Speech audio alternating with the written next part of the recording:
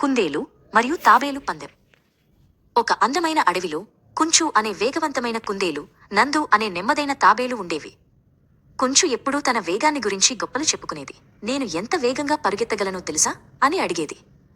ఒకరోజు నందు కుంచుతో పోటీపడాలనుకుంది. మనం పందెం వేద్దామా అని అడిగింది. కుంచు నవ్వింది. నువ్వా, నాతో పోటీపడతావా? నేను చాలా వేగంగా పరిగెడతాను.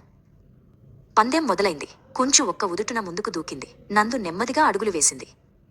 కుంచు చాలా దూరం పరిగెత్తి వెనక్కి చూసింది. నందు ఎక్కడా కనిపించలేదు.